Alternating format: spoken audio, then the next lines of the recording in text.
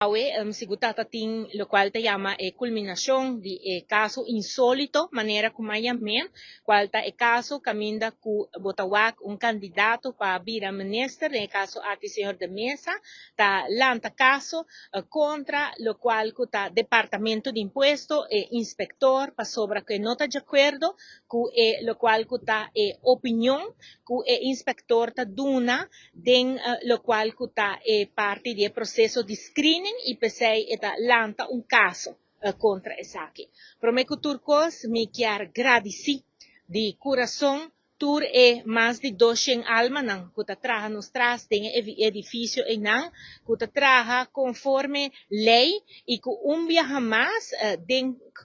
caso na juez está indica kunang atraha conforme lei. Dus nang atraha pa asinore nanang sigura lo cual kuta lei nang kuta traha na bienestar di pueblo. Y pesei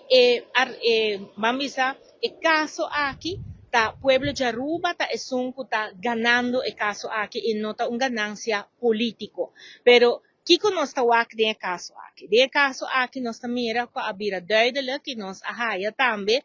juez a indica ku tawta timponi dus ku minister of de caso e candidato para bira minister senhor de mesa no a cumpre com sua obrigação cívico de pagar belasting. E esse no ano más años y ese te pone ahora en claramente que inspector de belasting no perdona una opinión positivo si esta mira que belasting no aguardo pagar. A mí abo no sturting que paga belasting y si non contra inspector si ela paga belasting ela tiene un buen comportación fiscal si esta mira ese for de documentación for de lo cual sistema ta indica ahora difícilmente vai dar forma otra opinión. Y justamente ese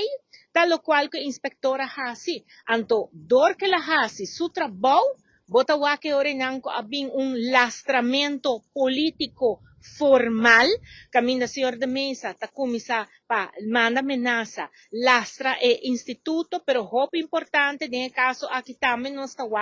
falta de liderazgo del señor Mike Eyman. Paquico, pasó señor Mike Eyman to formador y en el caso aquí,